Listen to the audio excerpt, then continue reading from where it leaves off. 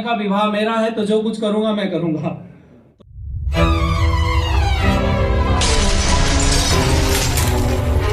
क्या है कारण है, समाज के अंदर हम अपने आप को अपमानित महसूस करते हैं। अगर मेरे विवाह में नहीं लिया दिया गया, मैंने नहीं दिया, तो दुनिया भर के लोग आके मुझे टोकेंगे, भाई तेरे पास कुछ भी नहीं था क्या।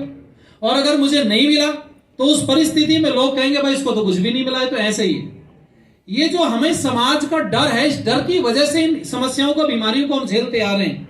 लेकिन मैं कहना चाहूंगा आप लोगों से, कुछ लाइनें मैंने लिखी थी, कुछ करना है तो डट कर चल, थोड़ा दुनिया से हट कर चल। मैं जिस गांव में रहता हूं वो पश्चिम उत्तर प्रदेश के बिजनौर का एक गांव है, छोटा सा, जिसको आप लोग शायद आप जानते होंगे, लगभग लोगों को जानकारी होगी। गांव का नाम है उलेढ़ा। मैं उलेढ़ा का रहने वाला। डॉक्टर अमर सिंह जी स्वास्थ्य राज्य मंत्री रहे बीजेपी की सरकार में। आप में से बहुत सारे सज्जन उस गांव को जानते होंगे। जिस 2015 में मेरा विवाह हुआ, जब मंडा होता है तो मंडे में बढ़िया दावत चल रही थी, कहीं रसगुल्ले बनते थे, कहीं कुछ होता था, बड़ी लंबी लंबी उसमें लिस्ट होती थी, मेनू होता था। तो मेरे पिताजी ने कहा भाई क्या करना है। मैंने कहा विवाह मेरा है तो जो कुछ करूंगा मैं करूंगा। तो उन्होंने कहा भाई दूसरे बहुत सारे लोग आएंगे, आदरणीय महेंद्रपाल आर्य जी बैठे, मेरे बिल्कुल सीधे संबंधी लगते हैं, रिश्तेदार हैं उसी तरफ से, ससुराल के पक्ष से। तो मैंने कहा भाई विवाह मेरा है तो मेरी भी थोड़ी सी चलनी चाहिए। पिताजी ने कहा भाई पूरी तेरी चलेगी, तू बोल क्या करना है। मैंने कहा तो दाल चावल खिलाऊंगा और घी बुरा शक्कर, इसके अलावा मेरा कोई मिजान नहीं। उन्होंने कहा हम पैसे देंगे, पैसे हम खर्च करेंगे, तो ऐसी बात क्यों बोलता है। मैंने कहा आज आप पैसे खर्च कर दोगे, कल को मंच पे जाके मैं क्या बोलूंगा किसी के सामने। अगर मैं इसी शब्द का जाके उपदेश करना शुरू करूं तो सामने वाले लोग कहेंगे तो तूने तो लाखों रुपए मंडे में खर्च कर दिए थे लोगों को रसगुल्ले खिलाने में, फिर तुम्हें इस शब्द पर बोलने का अधिकार नहीं है। मैंने कहा मैं इस बात को आत्मसात करता हूं, मैं तो दाल चावल खिलाऊंगा और पट्टे पे बैठा के खिलाऊंगा। क्योंकि सुनो ध्यान से, हम सबसे बड़े नहीं बन सकते। आप अपने आप को हिम्मत दीजिए, अपने आप को, आप सबसे बड़े नहीं बन सकते। आपने कितनी भी बड़ा विभाग क्यों ना कर लिया हो, दहेज कितना बड़ा दिया और लिया क्यों ना हो, वो सबसे बड़ा नहीं है। उसका रिकॉर्ड बहुत जल्दी टूटेगा, क्योंकि दूसरे लोग प्रेरणा लेके तुमसे आगे आएंगे। आपने 1 करोड़ रुपए का विवाह किया। इसी नोएडा में, इस ग्रेटर नोएडा में कितने विवाह संस्कार मैंने पढ़ाए हैं जो करोड़ से ऊपर के निकले, करोड़ों से ऊपर के जिनमें विवाह संस्कार हुआ।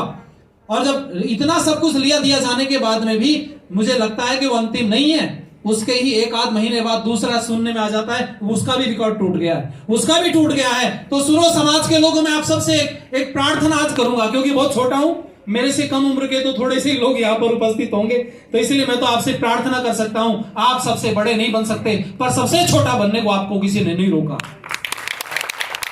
आप सबसे बड़े नहीं बन सकते, पर छोटा तो बन सकते हैं ना, इसलिए छोटा बनो। ऊपर बैठोगे तो गिरने का डर रहेगा, पर जमीन पर बैठने के बाद गिरने का कोई डर बोलो नहीं होता। इसलिए सबसे छोटे बनो। मैंने पिताजी से कहा चाहे इस बात पर मेरा लड़ाई झगड़ा किसी से क्यों ना हो जाए, मन मुटाव हो जाए, कोई आए ना, इस बात का मुझे कोई लेना देना नहीं। एक तो बैंड डीजे कुछ भी गाना बजाना नहीं होगा। विवाह संस्कार में केवल विद्वान लोग उस समय पर बोलेंगे, किसी को सुनना है तो सुने, वहां कोई फिल्मी गाने नहीं बजेंगे जिन पे लोग आकर के थिरकेंगे। सारा विवाह संस्कार वैदिक रीति से किया गया और मैं सफल हुआ अपने कार्य में। मैंने बैठ करके वो जो जैसे जैसे लोगों के सामने रखा, और उसके बाद आपको बता रहा हूं रिजल्ट क्या निकल करके आया। रिजल्ट सुनिए, आप गदगद हो जाएंगे। उसी गांव के अंदर जो कर्जा लेकर के मंडे में रसगुल्ले खिलाते थे, उसी गांव में लोगों ने ये कह के भाई जब आर्य जी ने कर दिया तो हम भी कर देंगे। उनके पास एक लाइन थी, जब आर्य जी ने कर दिया तो हम भी कर देंगे। और वहां बहुत सारे लोगों ने हमसे कहा भाई हम भी, हमारे में मंडा है। तो मैंने कहा भाई खिलाओ दाल चावल। तो बोले लोग कहेंगे, तो मैंने कहा तुम एक बात कह देना भाई आर्य जी ने करी शुरुआत, उसको जाके पकड़ो। ये काम तो उसने, बहुत सारे लोगों ने दाल चावल खिलाया मंडे में। आज ज्यादातर, मैं कहता हूं, मैं सबकी बात नहीं करता, पर ज्यादातर लोगों ने इस चीज को अपनाया, और अपनाने के बाद कितना सुख मिला, हम इस बात का अनुभव उन परिवारों से बात करके कर सकते हैं। इसलिए मैं कहना चाहूंगा आप लोगों से, मैंने लिखा फिर इसके बाद में कि कुछ करना है तो डट कर चल, थोड़ा दुनिया से हट कर चल। कुछ करना है तो डट कर चल, थोड़ा दुनिया से हट कर चल। इस लीक पर तो सभी चल लेते, तू इतिहास बदल कर चल। राह में राही आराम कैसा, बिन काम के मुकाम कैसा, और जब तक ना मिले मंजिल तो राह में राही आराम कैसा। अर्जुन सा निशाना रख, न मन में कोई बहाना रख, मिलेगी मंजिल जरूर, बस उसी पर ठिकाना रख। जो चले थे अकेले आज उनके पीछे मेले हैं, और जो करते रहे दूसरों का इंतजार उनके जीवन में आज भी झमेले। मैं कहना चाहूंगा कि हम लोग ये ना देखें कि कोई बड़ा व्यक्ति शुरुआत करेगा धनवान तब हम लगेंगे। एक सोच समाज की ये भी हो गई है कि भाई ये बड़ा आदमी शुरुआत करे तो हम क्यों करें। और मैं कहना चाहूंगा आप लोगों से, अच्छाई को स्वीकार करने में बड़ा और छोटा नहीं देखा जाता। ये संगठन बन गया है ना आपका, इस संगठन के बैनर तले आते रहो और जुड़ते चले जाओ, आपका कारवा बनेगा। निश्चित रूप से कहूंगा बूंद बूंद से घड़ा भरता है। और देखो मैं देखता हूं समाज में इतने नेता क्यों पैदा हो रहे हैं। छोटे छोटे बच्चे कुर्ता पहन करके एकदम ऐसे जेब में हाथ डाल के ऐसे निकल करके आते, मैंने कभी बोले ये भी नेता है। नेतृत्व करने वाला कोई अच्छा व्यक्ति, कोई बुरी बात नहीं, नेता बनना चाहिए, नेतृत्व होना चाहिए। लेकिन क्यों हुआ नेताओं की संख्या में इजाफा आप जानते हो? क्योंकि मंचों पर नेताओं का सम्मान होने लगा। एक बात मेरी आपको चुभ जाएगी, आप कहो तो बोल दो, नहीं तो छोड़ देता हूं। अगर आप चाहोगे कड़वा कैप्सूल लेके आराम मिल जाए तो ले लो, समझिए, क्योंकि दवाई कभी मीठी नहीं हो सकती। और अगर आप डॉक्टर के पास जाके ये बात बोलोगे कि मुझे मीठी दवाई दे, तो मैं कहना चाहूंगा हो सकता है मीठी दे दे, पर उसका कोई लाभ आपको मिलने वाला नहीं। एक काम करो, जो बात हमने कही ना छोटा बनने की, उसकी शुरुआत करो।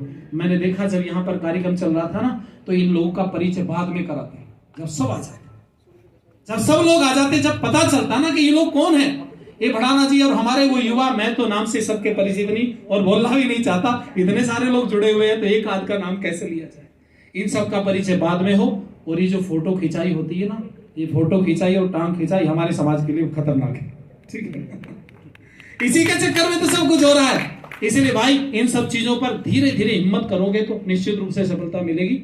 ये थोड़ा सा इंस्ट्रूमेंट मुझे साथ नहीं दे रहा है, कुछ लाइनें मैं आपको सुनाना चाहता था और आइए प्रयास करता हूं कि कुछ मैं गा पाऊं। इसके साथ में अपनी बात को विराम की तरफ लेके चलूंगा।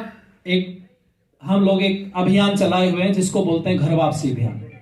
घर वापसी आप जानते हैं, एक घर वापसी शब्द बड़ा प्रचलित हुआ, अभी चुनाव में भी बड़ा सारा रहा है।